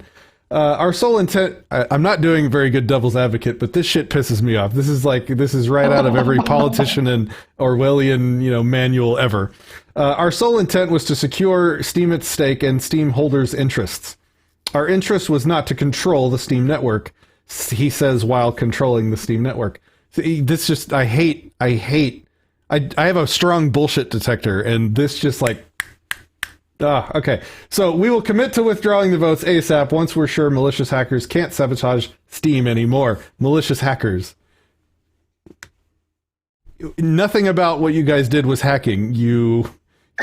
Also known as duly elected witnesses by the actual owners of the blockchain, the Steem holders. You followed standard operating procedure, as you have done many times before, to modify the blockchain in a democratic, above-board way. But yeah, anyway. Can't sabotage Steem anymore, and we'll give the voting rights back to the community. All exchanges' votes will be withdrawn soon. Shout out to all the exchanges and parties who helped us save Steem. To avoid hackers' retaliation and to protect the safety of the overall network, we had no choice but to keep our actions undercover. However, transparency is our #1 priority, so we shared a post with details right after securing the network. Misleading comments regarding us collaborating with exchanges on a hostile takeover is false. Our intention was never to take over the network, and all parties' votes will be withdrawn. We wanted to protect the sanctity of private property, this is just like a politician. We wanted to protect your rights, so we're going to tax you and control you. We wanted to protect the sanctity of private property in the interests of all from malicious hackers. We're devoted to the continued development of the Steem network, bringing more developers, users, and content to Steemit, and more rewards to the community members. Super excited about the upcoming roadmap. My deepest apologies to the community, blah, blah, blah, blah. Okay, so that was, I wanted to read that. Just, it's a little insight into Justin Sun and the spin that I guess he's going to put on things. And I'm a lot less friendly about him now that I know he's Poloniex. Huh. So, and in his defense, if we can even do that, I think he bought Poloniex after it was such a shit show. So I don't know exactly when he bought it, but I think it was one of those, I'm going to make it better. Right. So I'm trying to give him some type of credit that here's this terrible exchange that we all hate as far as their customer support. That's really been frustrating. Maybe he was trying to make it better. I don't know. I'm trying to find something to highlight positively. But he's also not an idiot. Like for him to bumble into this situation, you'd have to assume he's an idiot, and an idiot he is not, right? So, yeah. All right. So CZ is the CEO, I believe, of Binance, which is one of the largest exchanges, if not the largest. Who's the largest right now? I think it depends on which trade volume and trading periods you're looking at, but definitely they're one of the top ones in the world. Yeah. All right, so, there was an outcry on Twitter at first, and it kind of blew up worldwide when the story broke. If you want to kind of talk to us about what happened after they took over the network, what happened from there? What went on? Well, I woke up, I had a bunch of text messages on my phone. So I've got my phone set up that, my witness nodes will tell me, hey, your last irreversible block is not moving forward. Like there's a problem with your node. And when I get 3 text messages, I know I have a serious problem, because that means like multiple nodes, backup nodes, like they're all a problem. And that's when I knew that I was on a fork. So I immediately got up out of bed. It was around 6 in the morning, 7 in the morning. I got up out of bed and I looked and I was like, holy moly, they did it. Oh my gosh, they took over the chain. And I was just like, the first thing I could think of was I need to tell people what's going on. So I went into my office, turned on my camera, and I just did a little quick video. And I was like, it was funny. People that know me were like, that's the most depressed I've ever seen Luke. Like, wow, like somebody give him a hug. I was just like frustrated. I was like, man, I put almost 4 years of my life into this chain. And I really believed that this was my home on the internet. And, no matter what else happens, I would always have my Steem content. It would be there forever. Right. And here it was directly threatened. And so I put that video out there, started working with the witnesses, the community. It started to kind of go viral. The title I used was, your exchange stake was just used to take over the Steem blockchain. And people are like, whoa. And ended up CoinDesk ran an article, and they used my video in there. Vitalik and Peter Todd and like other really interesting people started retweeting it and talking about it. And it just became like this sensation, like, holy moly, because I think a lot of people realize this impacts their chain too. People are starting to look at consensus mechanisms. And I remember we were debating on Bitcoin Talk back in 2013 about how somebody could attack Bitcoin. How could they attack these consensus mechanisms? And so this is a real attack. It really happened. And so part of the outcry went to the exchanges that participated and sort of enabled and made it possible for this entire thing to happen, one of which is Binance. And CZ is pretty vocal on Twitter. He's not a quiet guy. He doesn't hide behind a PR team seemingly too often. Let me know if you disagree. But he responded pretty early and was like, hey, I'm going to look into this. It wasn't me that, ordered it to happen or whatever. A little bit after that, he basically responded with this tweet right here. It's pretty straightforward. So he said, Steem, read my tweets and comments about our position and thoughts on the issue. We will likely remove the vote based on your feedback. The op requires blah, blah, blah. Give us a little time. Then he responds by saying, done, unvoted. Number 1. It was an oversight on my part, miscommunication, and he rubber stamped an upgrade. And 2, he said that Binance has no interest in chain governance. We stay neutral. Number 3, we will continue to support regular upgrades / hard forks. So this, ladies and gentlemen, this is capitalism. This is the market responding to an outcry from the customers of exchanges. He realized that his company messed up. And he seems to be correcting it as quickly as possible. What do you think about that? I completely agree. It was beautiful. And also too, some people are not a fan of Binance, not a fan of CZ, but in his defense, it's very difficult running an exchange. They've got, in some cases, hundreds of different chain tokens that they support, and each one of those chains requires nodes that you have to keep up to date. You have to have staff that is constantly involved in these different communities, and they generally don't get involved. It's generally whoever's the largest entity that communicates about a chain is who they listen to. So if Steemit Incorporated or the Tron Foundation or whatever central entity that you could say exists within a given, in the Bitcoin space, it would be the GitHub repo, for example. If the GitHub repo changes and the reference client gets updated, then the exchanges will say, okay, I guess it's time to upgrade. So it totally makes sense to me that Steemit Incorporated, who they've been working with since the beginning of the chain, as long as hosting the token, says, hey guys, we're doing an upgrade. You need to upgrade. They're like, all right, cool. Yeah, upgrade, whatever, no problem. I mean, they're not looking at code. They don't know what's going on. They haven't been following, they haven't looked to see that this was announced, weeks ago. But I'm sure that based on Justin's tweets, it was spun as, no, do it right now. This is a security vulnerability. This is what the community wants. You need to protect the chain. Which there's again, malicious hackers. There's malicious hackers taking currency. Oh. Yeah. And exchanges will do that, and they'll do that to their credit. They'll do that to protect the blockchain. They'll work with the development teams of those chains, and there'll be coordination and communication to say, hey, we've got a security thing. We have to do this just now, but it's going to be good. And right, so I fully get how that mistake could happen. The challenge is, and then let's get a little juicy on this. They powered up 30 plus million tokens. Those take 13 weeks to get back into liquid form. And I noticed this and I was like, oh my gosh, they only have 1 million. They had almost 1.2 million tokens liquid. And all of us are like, dude, just get your tokens off an exchange. That's one way we can fix this. Lower their voting power by getting your tokens off. And people started doing it. And by midday, they were down to 100,000 liquid tokens. And I'm sitting there going, what's going to happen when people want their tokens back from Binance and they can't give it to them because they don't have them in liquid form? They're literally close to like an old school run on the bank. Like that's what could happen. Exactly. Wow. Exactly. Wow. So it's super fascinating. And so I should say, full disclosure, we did finally get a meeting with Justin Sun last night. About 30, 40 of us had a conversation with him. And, there's been some discussion since then today going on about like, well, how do we come to an agreement? What is it we all want? And there have been thoughts of like, well, what if we were to change the power down time so these exchanges could kind of fix the problem they created? So I won't speak for the blockchain. I won't speak for the other witnesses, but there are some of us that are like, you guys made that mistake. That's not on us. Like, seriously, we're not going to just go change the protocol because some special people have some special privilege. It's like, that's back to old school, whoever lobby you have in your pocket, whoever has the guns, whoever, whatever, they get special treatment. And like, that's not blockchain, right? I don't know if this is a rebuttal to what you said about, it being totally understandable that Binance did something like this, because it wasn't just like following a security update fork. They actively powered up assets.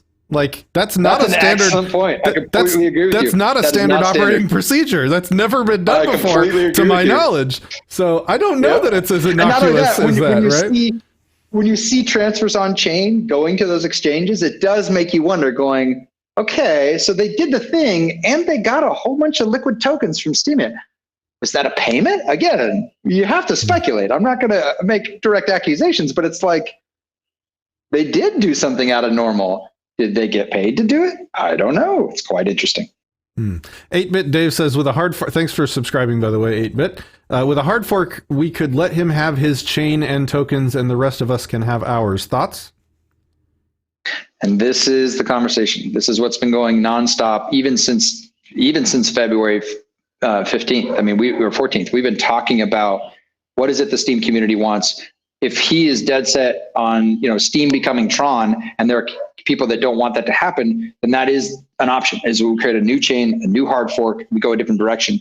There are others who are like, Steem is dead already. Like, you guys have gone nowhere. Look at your token price. Look at your community. You're not growing. Like, what the heck? This is the greatest thing that could ever happen to you. You need a strong leader like Justin Sun and a marketer who can pump this thing to the moon and get everybody excited again. So it's interesting coming to consensus within a community, because there are a lot of people who are like, you guys are blowing it. You provoked him. That's why he did this. You should have just been, kumbaya and let him do his thing.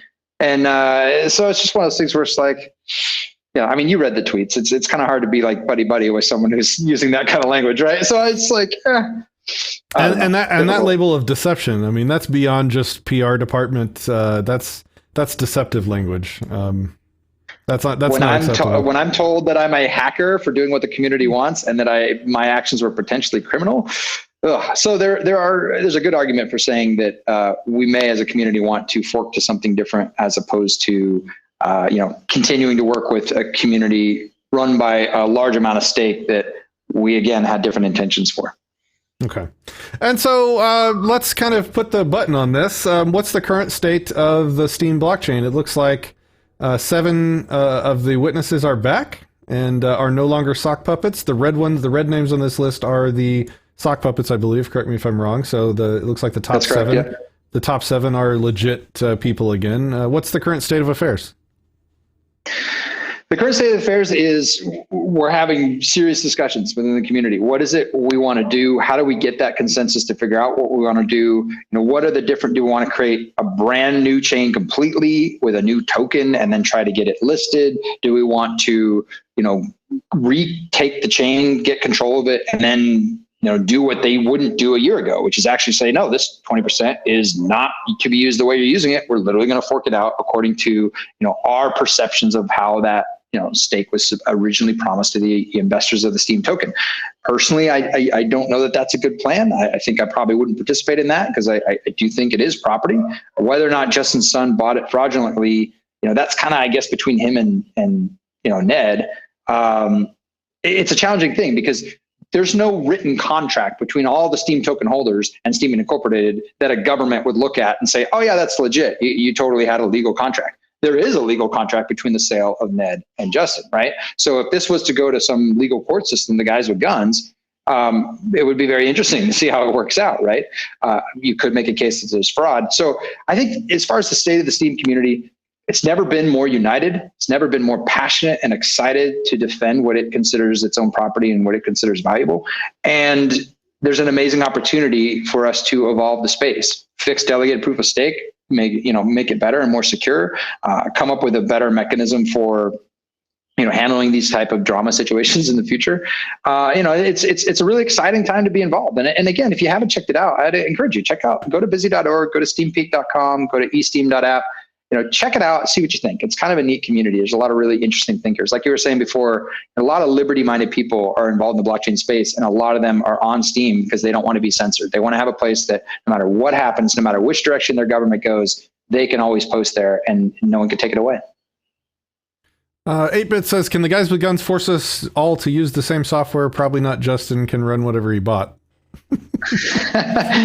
Yeah, no, that's a good point. And that is actually one of the concerns as far as DPOS, is 20 decentralized and distributed enough, right? Like if a diligent actor was able to figure out the home addresses of all those people and come in with the rubber hose or wrench attack and say, deploy this code or I'll beat you over the head, could they actually take over the chain and take everybody's money? Theoretically they could, and these are the type of things that we have to figure out as far as decentralization is on a spectrum, and as you go more centralized, you get more efficiencies, but you also sacrifice potentially some security. As you go more decentralized, you get a Bitcoin blockchain that, takes an hour to transfer your value around. And when the network's clogged, it might be $40-50 in fees. I've lived through that. It's really annoying. And after using DPOS systems, it's like, boom, it's done. It's transferred. I get spoiled. I'm like, I don't want to go back to, the usability is so great over here, right? So it's tricky, but as it relates to the property thing, I would love to dive into that a little bit if you got a little more time, because I think it relates to some of this in some interesting ways. I am excited that you're excited to talk about philosophy and property. This is what I do on this channel. So, but right before we do, let's bury that lead for just a little bit longer. One of the technologies, the blockchain technologies that I'm most excited about right now is EOS. As a platform, I've been very excited about it. I've been following it closely. I have good friends that are involved with it. You are directly involved in the EOS Foundation, I believe you said. Yeah. This is an amazing technology. It is groundbreaking. It is fantastic. But it is delegated proof of stake. And so, honestly, when I saw this news break, my first fear, clinch was, oh, EOS. Oh no, EOS. So I went looking and I talked to some people, and I would like to briefly talk about this vulnerability in terms of decentralized trust in relation to EOS. Is EOS vulnerable? If you have any thoughts on that, go ahead. I think, do you have any thoughts on that? Yeah, I do. And again, I apologize if you hear the dog. We have a neighbor's dog that's always barking whenever I'm recording stuff. But good. Yes, I actually, early on, I was like, Steemit and Block One are kind of similar. Like they actually have similar roles. They have some stake that they own that they could actually vote with and influence governance. And, they're the main developers of the software. So there's always, and obviously Dan Larimer, co-founded both of them. So it was kind of this idea of like, is that a concern? And so I had the same exact concern. When this happened, it was like, oh man, this is potentially a flaw in DPOS. We've always known the exchanges are a central point of failure, but now we've actually seen them do something hostile with that stake, with that user stake. And there are some that will argue that this has been happening, this actual action has been happening very slowly. So the frog has been boiled very slowly in EOS, because if you look at a lot of the block producers, they are major exchanges, and a lot of them are, depending on who you talk to, participating in vote trading, vote buying. Some will just call it mining. They're just mining DPOS votes, but ultimately there's a pay for vote system that some argue is taking place. And so once you again have that centralization and you have that inflation rewards continually going to the people that are participating in these type of activities, you get to the point where there's just no way you could stop it. Eventually all the funds centralized to the same number of people, they all vote their buddies in, and now the chain is completely out of your control as a regular member of the community. So it is a risk. It is being discussed as far as how to fix it. Dan Lermer has a proposal to put these kind of different stake buckets for different amount of times that would reward you at different rates and would impact your ability to participate in governance. So the idea would be those on exchanges, speculators, they want money, fine. We'll give them some influence, we'll give them some money. But those who want to participate in governance, they'll pay for that right. And so there's some interesting solutions that are being discussed. There's another one funny enough, called the monkey potatoes proposal that EOS New York has been very active in preparing, months and months of discussion on that one. We had a great community conference in Rio that I was at, where we did talk about the EOS Foundation, this idea that Brock Pierce has put together. I've been working with him for about 5-6 months. We also spoke at a conference in Vegas about that at WCC.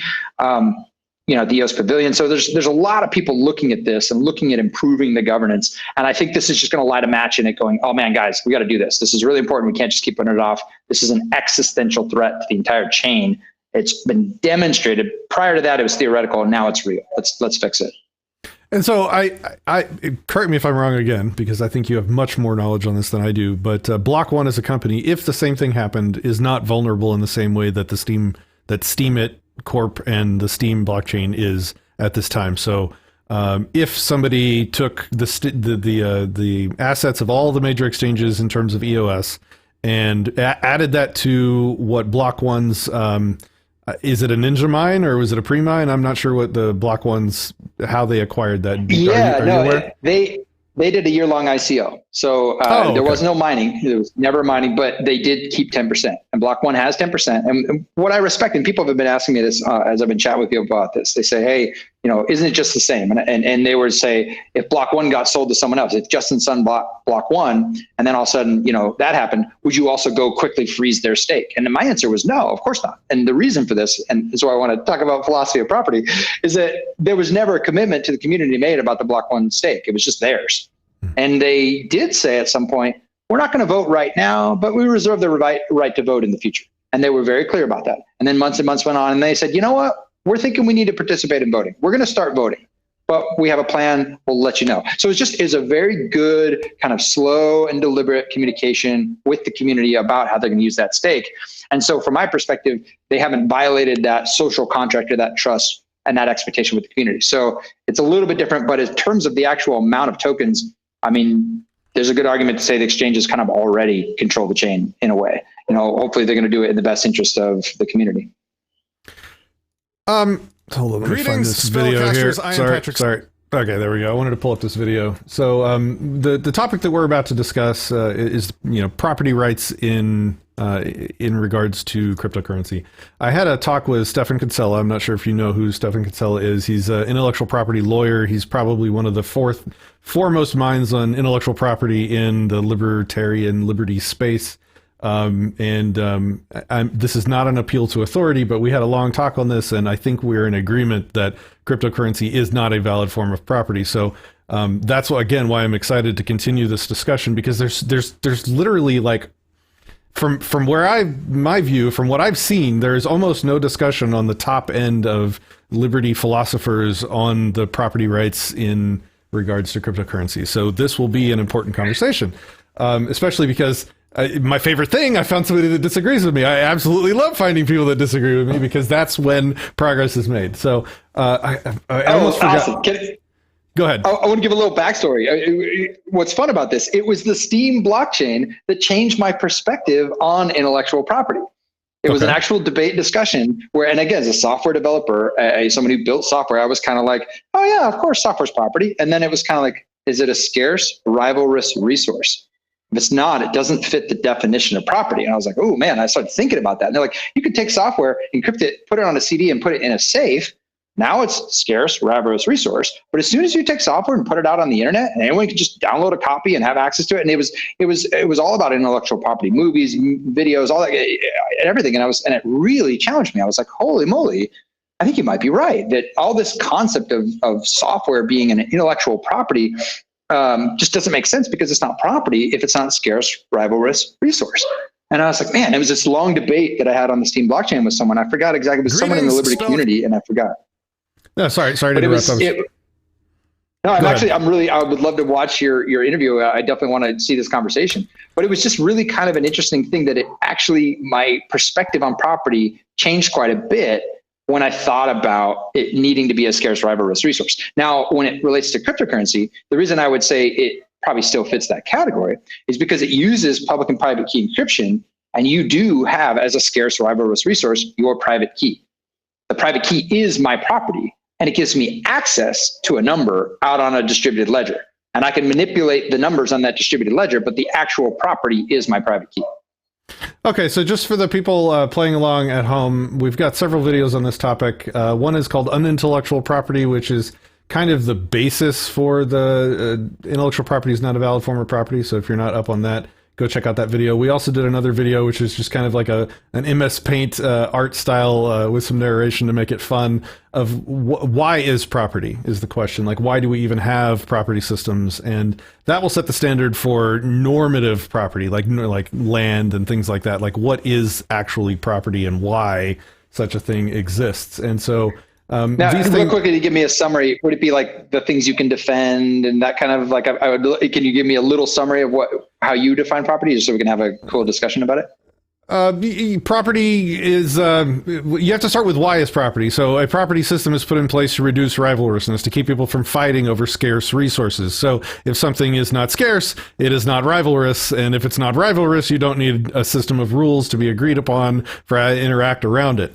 And so that's kind of the definition. Like, you've been using language that's in line with my conception of property this whole time, scarce and rivalrous. So I'm just giving people resources if they want to kind of do more home study, I guess, later. So the thing that stuck out to me in your conception of cryptocurrency is that it is somehow scarce if it is inaccessible, and I don't think that's scarce in terms of property. So if I copied your wallet and, we both put it in our own safes, well, you have lost nothing. Like, you still have whatever. So I guess the easiest way to say this is that the property is in the media, not in the patterns stored on it. So in the same way, like in the example I used in this why is property video was like, if I built an apple orchard and my farm, and I worked out methods of using my property and arranging my property and the trees on it and the barn and the layout, and I worked hard at making that efficient, and it was a really good productive farm, and somebody moved in next door and watched what I did and copied my patterns and my arrangement of trees and how I ran my barn, and they bought the same tractors and they did all the same stuff on their property, effectively copying my intellectual property, my patterns, and recording those patterns onto their actual property, which would be their land and the resources on it. Well, they've violated no rights. They have affected my property zero. That's not theft. That's not a property discussion, a property dispute. They have just arranged their property in the same shape as my property. And so when you take that discussion to cryptocurrency, I guess the easiest way I've talked about it with people is to just talk about like your wallet file, your wallet.dat, let's say. Like, if I copy your wallet.dat, I've got your same patterns on my media, and the media that the wallet is stored on is the actual property. The patterns are never the property, be it a music file, a movie file, an encrypted wallet file. These are all just patterns. And if I look at your file and I just write down the really long, string of zeros and ones, and I end up with an exact pattern on my wallet file, I have stolen nothing from you. And then when you take that and and actually, that particular thing I would say is interesting. Because I would say, yeah, like if I let you access it, I make it no longer scarce and rivalrous. I actually, like by my actions, made it no longer property. So how do you explain brain wallets? But If I actually do a dice game and do a brain wallet, I actually generate a private key and I never write it down on media other than the neurons in my brain, and I never let anyone else access it, is it now property? it doesn't. What is property? A pattern in your brain is not property. Well, this is what I like to. So the post that I did to work through my decision about how I was going to decide on the Steem blockchain was all about property defined by consensus. So essentially, and I'll give you an example. There's a great a historical example of those big rocks with the circle in it, and it was known as money on this island, right? And they were massive, like gigantic rocks, and no one actually moved them when they would sell them. They would just by consensus know, oh, that rock that's in front of so and so's house, that's belonged by this person over here. And it was a debits and credits ledger system. And what's so beautiful about that story is there was a ship that sank off the island with one of these stones in it, and no one ever saw the stone again, but they all knew it was there. And so they continued to transfer it as property, as an ethereal idea in the mind of the tribe via consensus. So one of the reasons I'm so passionate about blockchain technology is this is a mechanism for global nonviolent consensus. It's a mechanism for the world to agree on something. And I think of property as, so I've got, my glasses. If someone comes in, my kids come in or my wife, and they grab my glasses and say, this is mine. I say, no, it's not. And I could ask anyone in my community to say, who owns this? And via consensus, they would say, no, that's actually Luke's. We know that. We've seen him wear those before. Those are Luke's. It's actually, in my, evolved as I'm thinking through this perspective on property, it's the conscious consensus of your network of community that defines your property. Because if they all say, Justin's son just effed you guys over, he screwed you, we knew that this property was supposed to be used this way. It's the consensus that defines the nature of whether or not that was property. So anyway, that's my current thinking on it. I'd love to hear your thoughts. Well, again, like it goes to why we have property, and if it's to reduce rivalrousness. So any rule that doesn't serve to reduce rivalrousness, and now I'm talking to the commies and their convoluted additional rules to property. And this is what I even call it the Neo-Lockean or the Kinsellian. You always talk about Locke's rules of property acquisition or homesteading. Locke's rules were you separate it from nature. You get there first. You separate it from nature, and you mix your labor with it. Those were the Locke's 3 rules, right? Those have sort of been refined and reduced to their lowest common denominator. The mixing your labor with it is hopelessly subjective, and also sort of assumes that labor has inherent value, which we know it does not. Value is always subjective, and that is another point I want to make in a minute about value. Don't let me forget. And the second one is separated from nature. Again, kind of hopelessly subjective, and also depends on how you intend to use the property. So if it's a worm, it's like a worm farm, then you're just going to have a piece of dirt that looks completely unimproved and untouched and unseparated from nature, but you don't want to do anything to it because you might disturb the worms underground or whatever. So separated from nature is hopelessly subjective, which leaves kind of the final and most operative rule, which is get there first, make first use of the property. That's kind of the only property rule that we need. And the reason why it's important to reduce these is because the more rules you have in a system, the more points of rivalrousness you create. And so when you're comparing any two property systems, you are comparing them on their most essential characteristic, which is their ability to reduce rivalrousness. Because if they don't reduce rivalrousness, they're effectively not a good property system. Like what's the word I'm looking for? That is the inherent attribute that makes something a property system, the whole purpose of which is to reduce rivalrousness. So that's why the labor theory of value, all the communist, it's only yours as long as you're using it. But what does usage mean? What does possession mean? Can I use your toothbrush? Personal property. They're introducing all these additional points of contention, points of rivalrousness into the property system above and beyond make first use of a thing, which makes those conceptions of property and those property systems less efficacious at being property systems. Okay, so that was my property rant that I guess gets triggered constantly. But no, that was great. I love it. That was good. The point I wanted to make about value, though, is that value is not property. So value is subjective. What that means is it can be a ephemeral. I don't even know if I'm pronouncing that correctly. It can be a spook. I did a whole video on financial value is literally storytelling. It's completely subjective. The little pieces of paper with dead white people in my pocket, they are just, and this is why I go back to consensus. It's a mechanism of, I mean, this is the global financial trillions of dollars flowing through to make the entire economy work. It's all storytelling. It's just shared storytelling. It's consensus on stories. And it broke down in Venezuela. It broke down in Argentina. You know, some of these places, the story breaks down. Some of the places, when you have really big aircraft carriers and drones, your story gets to be, you get to be the world reserve currency since, you know, Bretton Woods in 44, you know, and then 71, you go full fiat and nobody can do anything about it because you got all the gold and you got all the guns, you know, like we know this story, right? So the idea that the consensus of completely subjective understanding of financial value. And again, we're saying, like, if you were to say to someone, oh, the money in your pocket, your wallet is not real property. It's not actually yours. It's not real value or anything because it's all subjective. It's all based on, you know, consensus. It's like, well, yeah, that piece of paper could be not worth wiping your ass with if the consensus story breaks down. This property ends up being completely worthless, right? And I feel it's similar with your private keys. So if cryptocurrency is not property, then I would say, like, well, is money property? It's an ethereal idea based on consensus. The division I was going to make is that property is a different thing from value. And so like you said, to use your example, the dollar bills in your wallet, the pieces of paper are property. How much they're worth is a totally different, independent, unrelated thing. So like if a secret in your brain, like you said, it could be really valuable to me. I could be willing to pay you billions of dollars for you to whisper that sweet nothing into my ear, your little, you know, your secret in your brain. That could be very valuable. Has nothing to do with if property even exists in that scenario.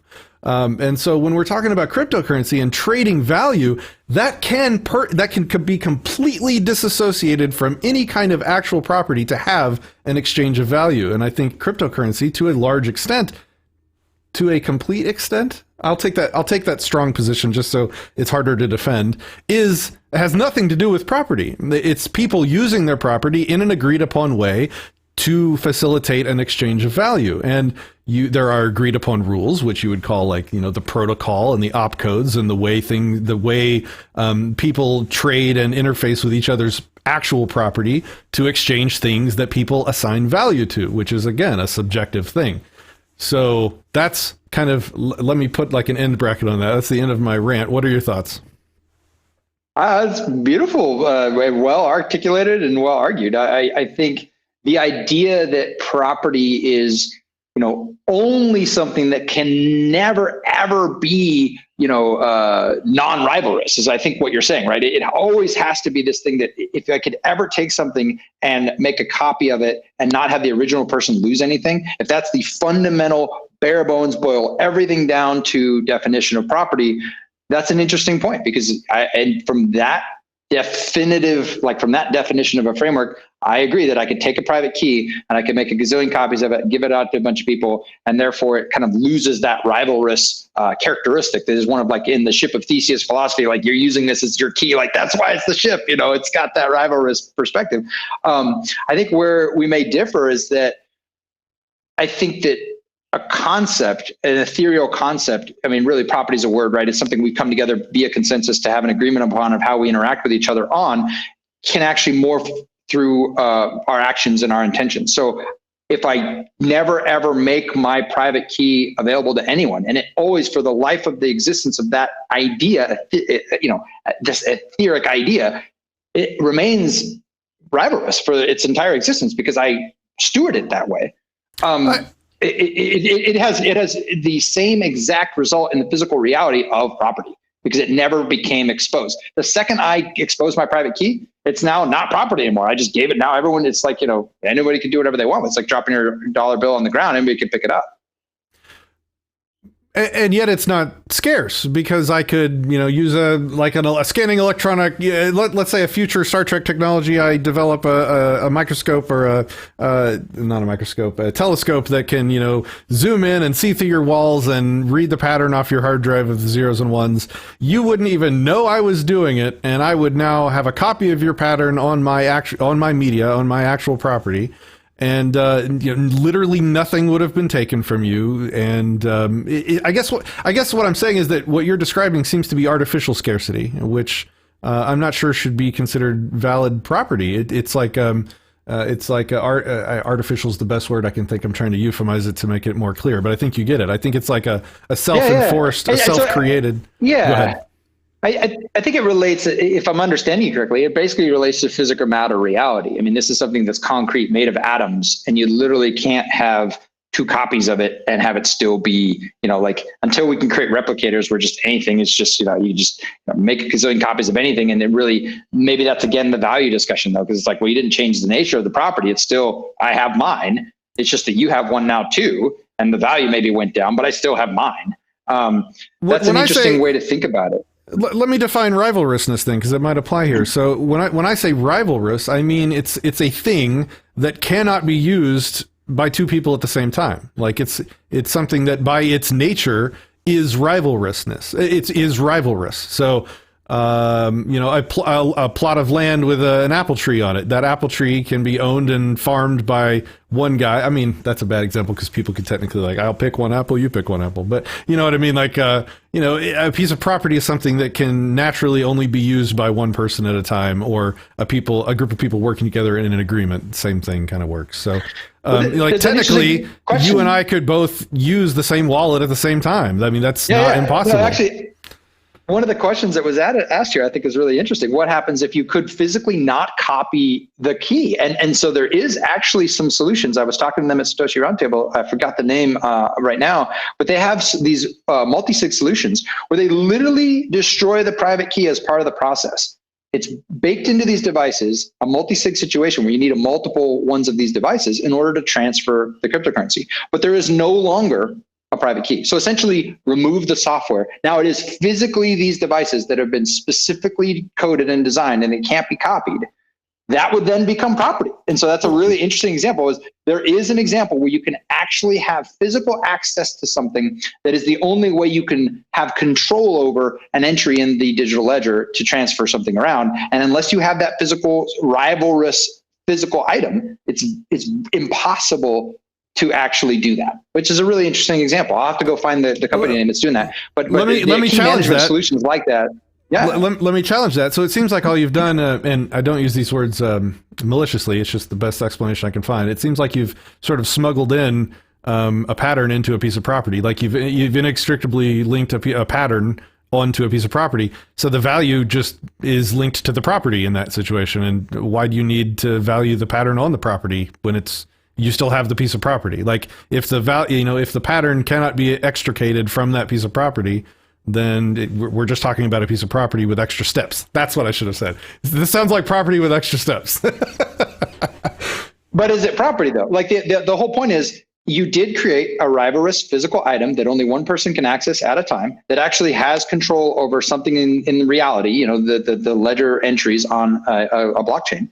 And there's no way to actually extract, as you say, the pattern from that physical device. The pattern itself has almost been eliminated. It doesn't exist anymore. No one can extract it, in theory. Now, again, as you're signing, I've followed Edward Snowden and all that, as you're signing a transaction, you might have some kind of NSA laser that could, listen to your CPU and reconstruct, the encryption algorithm that was being used. And actually, and in my mind, that would just be kind of like, oh, well, now it's no longer property. It was property, now it's not. That kind of a deal, if you can break that characteristic of it. And this to me gets into like quantum mechanics and stuff. It's like you can have things in multiple places. Is that still like, we're gonna have quantum computers? How's that work, right? It's gonna be really interesting as our technology advances. We're just gonna challenge some of our definitions of property. But I think there are mechanisms where you can, whether it's smuggling or not, if the end result is the pattern is inaccessible, essentially doesn't exist, it's the physical item that gives you control, is that now property? And the value, like you said, is completely separate. That could be giving me access to a worthless cryptocurrency or one that's worth, $10,000. I'm saying I think all that product would be doing is blurring the line between the pattern and the property. If the pattern is inextricable from the piece of property, you already have property, so you don't need to layer in. It's not like you have property inside of property. That would add zero to the discussion.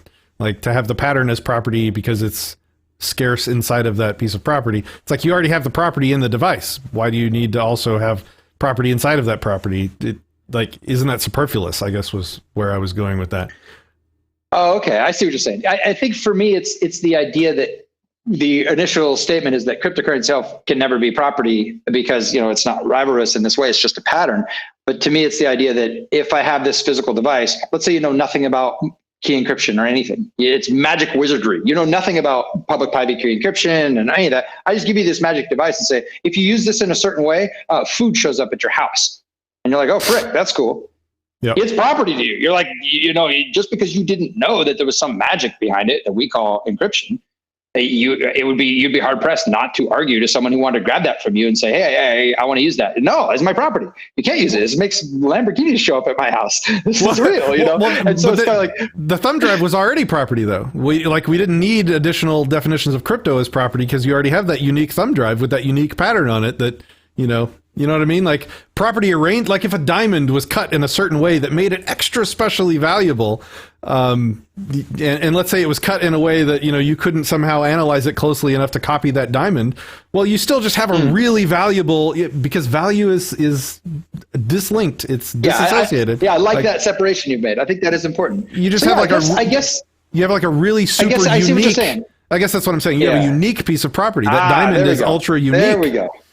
Anyway, yes, there we go. That I think is the distinction, is that the two devices, one that's been encoded with the secret magic sauce and one that hasn't, are both property. One is infinite, like completely unique to all the universe, and one isn't. And that's why this one's more valuable. But you're saying that the whatever magic sauce pattern, whatever language you want to use to give this its uniqueness in the universe, is a value subjective discussion. It's not a property definition discussion. And it's like, from that standpoint, I'm like, okay, yeah, I could buy that. And at the same time, does it change much of anything for me? Probably not. You know, just like I have the piece of paper that subjectively people believe is valuable. If someone says cryptocurrency is not property, I'm like, yeah, but it buys me property. But that paper is worth a lot of money, and I'll shoot you if you try and take it. You know, that's valid. That's totally valid. Yes, it's interesting. Thank you. This has been a beautiful discussion. It's definitely expanded my understanding of property. Yeah, I do too. I mean, to me, this is the core fundamental.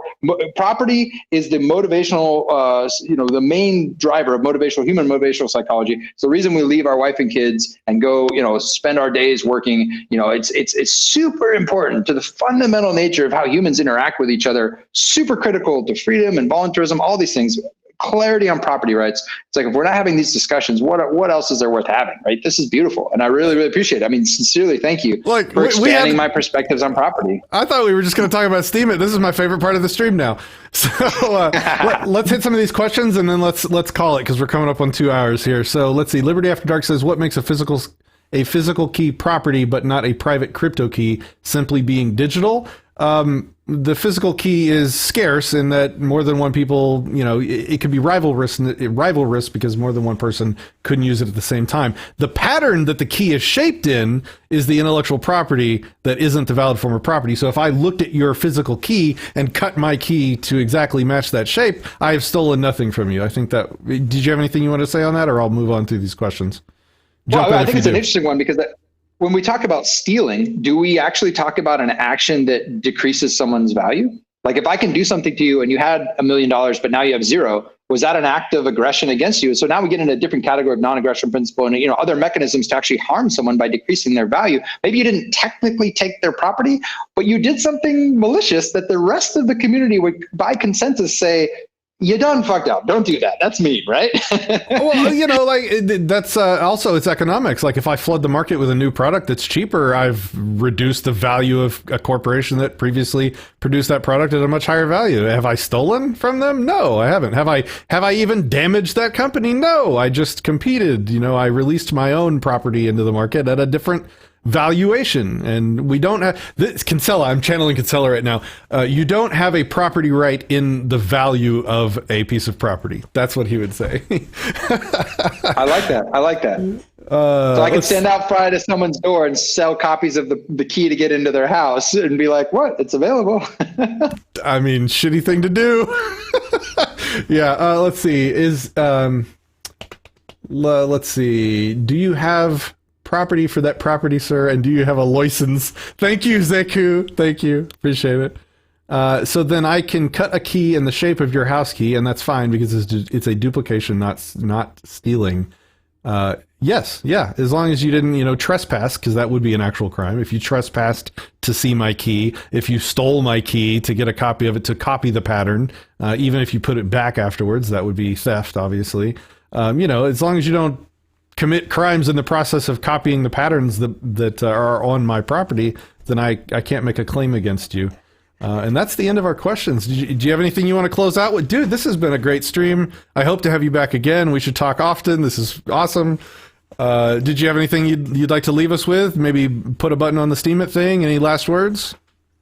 Yeah, no, I love this conversation as well. Thank you again so much for having me. I'd be happy to be back. Definitely encourage a community that cares about, not being censored and freedom and voluntarism, all that. Come check out Steem, use Steam Peak, use busy.org, use, esteem.app, whatever that is. Definitely check out EOS as well. I'm a block producer there with EOS DAC. If you own some EOS, vote EOS DAC. We're building DACs and DAO technology. And then, of course, I'd love to come and talk to you about FIO, the Foundation for Inter Wallet Operability. That's the thing I'm kind of mainly focused on. It's FIO.foundation if you want to check that project out. We're basically going to make cryptocurrency easy to use for everybody. No more public addresses, just like Luke@Stokes. You can do requests for SAN metadata. Hopefully our mainnet launch will be next month, or this month, actually, now that we're already in March. It's going to come quick, and we're hoping it's going to really change the entire space so people can have free, they can have voluntary money without, oppression, and it's going to be easy to use. The big problem for the last 10 years, crypto is too dang hard to use. It's kind of like the internet was around for 10 years before HTTP. And then eventually we got web browsers and, World Wide Web, and people started building cool stuff. And we got Netflix, and this streaming technology we're enjoying right now. I think it's going to be something similar. Once we have this new protocol with FIO protocol, we're going to make crypto easy. And then we're going to see all kinds of cool stuff on blockchain. Whether or not it's property, that'll be another discussion for another time. But thank you. I really appreciated this. Dude, I love it. So I definitely wanted to have a show on EOS as a focus soon. So if you'd like to come back for that, we can certainly do it, as well as the other things you talked about. Let's stay in touch, and we'll see you guys soon. Everybody in the comments and with the awesome questions, thanks for watching. Thanks for the subscriptions and the super chats. Guys, I will see you next time. Oh, actually, I should pimp this. At 9 p.m. Central, I will be on a live stream on... Nate the Voluntarist is the channel name. I believe it's going to be live streamed to YouTube. I will be on his show at 9 p.m. Central. So if you want to hang out, hop on our Discord server. I'll be on our Discord after this. We can talk about whatever you'd like. And thanks for watching, guys. I'll see you next time.